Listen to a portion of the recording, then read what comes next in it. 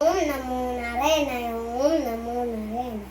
हे पिनाकपाणी डमरुधरा, नागभूषणा उमावरा, माझ्या दयेच्या देवा वैकुंठीच्या नारायणा, जो विष्णूशी भजला शिव दुरावला, अदपात केला तयामने, हरिहर एका वेलांटीचा फेरा, यशस्य हृदय शिव, शिवस्य हृदय विष्णू, अगदी उभय देवतांना नतमस्तक झाले असून या अवंतीचा राजप्रसादाला राजा मित्रसने केव्हाही प्रारंभ केला नाही. अस्त्रे जीवितम लोके अस्त्रे निवरे, अस्थिर पुत्र दानश्वत, धर्मकीर्ती तोयम स्थिरम, धर्मकीर्ती तोयम स्थिरम. प्रत्येक माणसाचा जन्म अशाश्वत आहे, मग या जगात शाश्वत ते काय? माणसाने आपल्या आचरणात आणलेला धर्म आणि संपादन केलेली कीर्ती होय. अगदी त्याच कीर्तीच्या उच्चतम शिखरावर मानवाला विराजित होण्यासाठी सत्यम शिवम सुंदरम या त्रिगुणांना जीवनात वंदनीय मानिलं. लेखनी अंकुशाने लगाम ही राजकारणाची सूत्र स्वतःच्या हाती घेऊन या साऱ्या सकल अवंतीवासियांना नैदान करण्याचे कार्य राजा मित्रसह आपल्या जीवनात करतोय. न्यायाच्या ठिकाणी अन्याय, धर्माच्या ठिकाणी अधर्म आम्ही आमच्या जीवनात कधी घडू दिला नाही. ह्याचं सारस्य आम्ही कोणाला देऊ?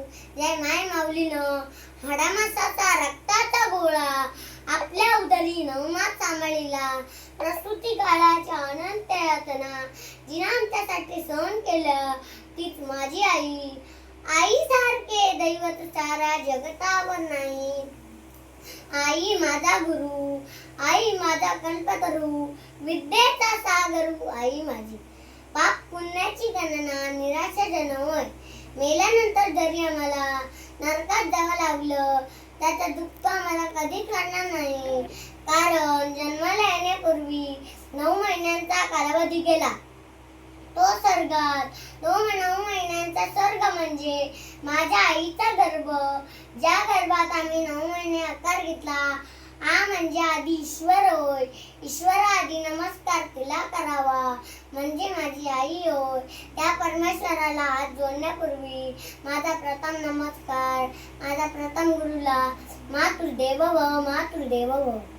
ज्यांच्या पवित्र वीर्यापासून आम्ही जन्माला आलो, सत्य न्याय नीती धर्म अधर्म योग्य अयोग्य याचं तंतोतंत द्याय या महापुरुषांना आम्हाला बाल केलं. तो महापुरुष म्हणजे आमची पितृदेवता. या विश्वाच्या डाई 2 बोटांना धरून चालवायला शिकविलं. त्या पितृदेवतेच्या पूज्य आणि पवित्र चरणी राजा मित्रसहचे लाख लाख प्रणाम, लाख लाख प्रणाम. या गुरुमाऊलींच्या सानिध्यात आम्ही 12 वर्ष घालविली. 12 वर्षाच्या प्रदीर्घ काळानंतर आमची पावलं राजप्रासादाच्या ठिकाणी वळली. रस्त्याच्या दुतर्फात सारा सुवासिनी स्त्रिया आपल्या दोन्ही हाती पंचारती घेऊन आमच्या स्वागतासाठी उभ्या होत्या. त्याच वेळी आमचा राज्य रोहनीय झाला. आमच्या गुरुमाऊलीनं पूर्णत्वाचा आशीर्वादही दिला. त्याच वेळी आमच्या गुरुमाऊलींच्या मुखातून शब्द होते, हस्तस्य भूषणं दानं, सत्यं कंठस्य भूषणं, कर्णस्य भूषणं शास्त्रं, किं प्रयोजनम्. हाताचा करदागिना काय असेल तर दान धर्म करणे होय. कंठाचा करदागिना काय असेल तर नेहमी सत्य बोलणे होय. कानाचा करदागिना काय असेल तर विश्वाच्या डाई शास्त्र श्रवण करणे होय. हे दागिने ज्या माणसाजवळ आहे त्याच्यासारखा श्रीमंत देवा अन्य कोणी नाही. धनाच्या श्रीमंतीपेक्षा मनाची श्रीमंती फार महत्वाची असते.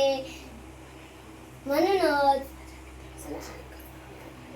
राजा मित्रसहचे एकच प्रार्थना आहे, अपवित्र वाणी देवा नको जाऊ माझ्या मुखा, त्याहून भगवंता मुखा बराच मी.